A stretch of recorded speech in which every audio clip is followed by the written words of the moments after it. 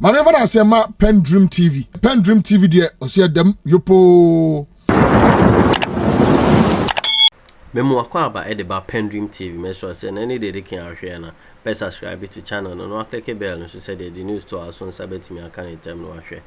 Eye nche ne bete say Reverend Ntim Fordjour a MP ba ko edibetu dwa say plane bia besi Kotoka eye ndubone cocaine ene ade e was a plane nim na no na President Mahama etwero koma eye NIB National Investigation Bureau IGP ene ada ena yoko say omonto omonsa enfre sa MP Reverend Ntim Fordjour na information na wanya no nkyerɛkyerɛ omo na cocaine kro na omo retrieve na no na omo ye nhwemu ne kosi say Reverend Ntim Fordjour anko na nso ene eye Felix C0caíne communication minister for government no de abetudwa e won hwemu a abeda de no kyerema niam eye Reverend Ntim Fordjour de betudwa nyina e atro a no krebiara nim na or the videos I can planes I basic Kotoka no esi won ma achimu na the planes ne be ye refueling any some maintenance na nduboni ti se cocaine na se bibia enimu said na Reverend Ntim Fordjour echere men kasa bre yanko he video no. In the last few days, the disinformation machine of the new patriotic party has been ratcheted up and they've taken it a notch higher. This time Reverend Ntim Fordjour, who also doubles as the Member of Parliament for the good people of Asin South, has made very wild claims to the effect that 2 aircrafts which passed through Ghana for various reasons were carrying drugs, and that was the reason why they were here. He also alleged that they were involved in money laundering, and therefore he was calling for investigations. As you may be aware, President Mahama gave him the opportunity to present any evidence or any basis he has for making that claim to the security services, so that together we could look into the matter to ascertain whether there was any truth in it. I can report to you that because he knew he was peddling total falsehoods and lies, he now claims, after being invited to assist with investigations, that he was speaking on behalf of the committee that he was part of, and that the views he expressed were not his personal views. So because of that, he says he's unable to cooperate with the security agencies. I say that he was peddling falsehood because the facts as they exist vary completely from the claims that he made. When he made that claim, he was only seeking to peddle falsehood in a bid to undermine the confidence that the people of Ghana have in this government. The truth is that 2 aircrafts with completely different purposes arrived in Ghana, and their arrival was perfectly legitimate, and they were here for very genuine reasons. The first one is an Antonov flight 12BK with registration number C0caíne. Now this flight essentially is a cargo plane which arrived on the 12th of March 2025. Now no plane arrives in Ghana without a landing permit. So this plane secured a landing permit with number GAF/TMAO/25/7863. Now the purpose for arriving in Ghana was what we call a technical stop. Essentially, this is a cargo flight that was destined for the European Union market.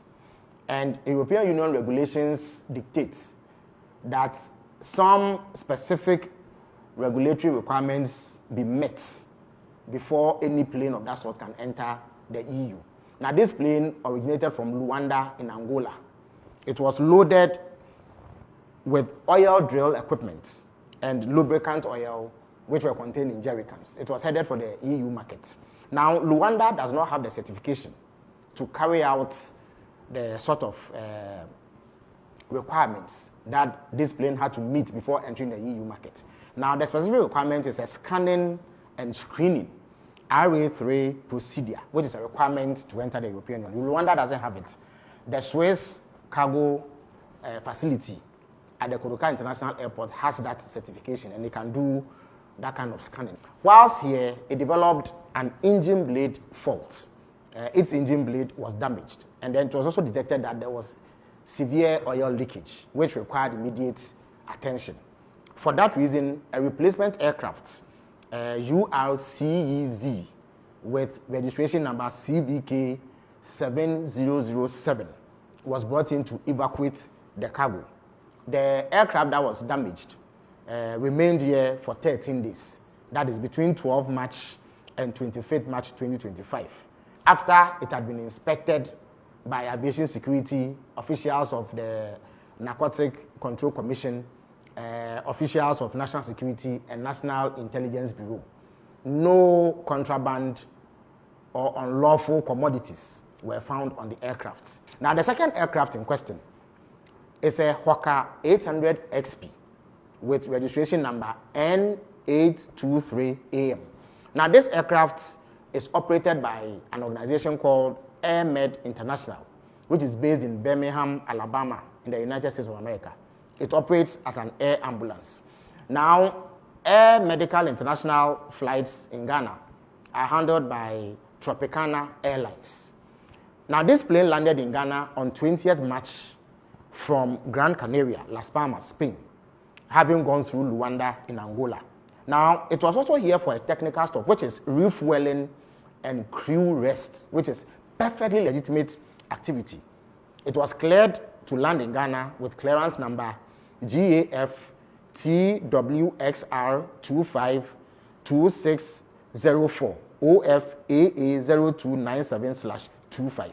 Now, whilst it was landing in Ghana, it developed a tire burst and some difficulty with its landing gear, and therefore needed to remain here to be serviced. So another aircraft with registration number N864 arrived on 22nd March with tires and flight engineers from Luanda to replace the damaged tires of the aircraft. Now, once this was fixed, it departed the Kotoka International Airport on 25th March. The aircraft was once again inspected by officials of aviation security, officials of national security, officials of the National Intelligence Bureau, and NACOC, who made sure that it did not contain any unlawful substances, as alleged by Reverend Ntim Fordjour.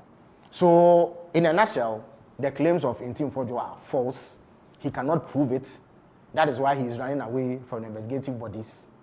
He is unable to provide any shred of evidence to back his claim. I urge you to be wary of a desperate MPP that believes that the best way to claw his way out of the humiliating defeat they suffered in December 2024 is to peddle these falsehoods under the guise of performing legislative oversight.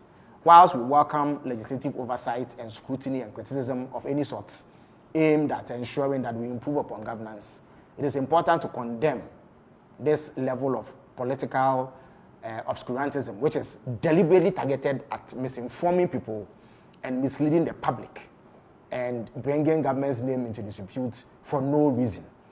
Reverend Ntim Fordjour has failed to honor the invitations extended to him by national security because he does not have a shred of evidence, and he will never be able to provide any evidence to back his claim because none of the things that he said were true.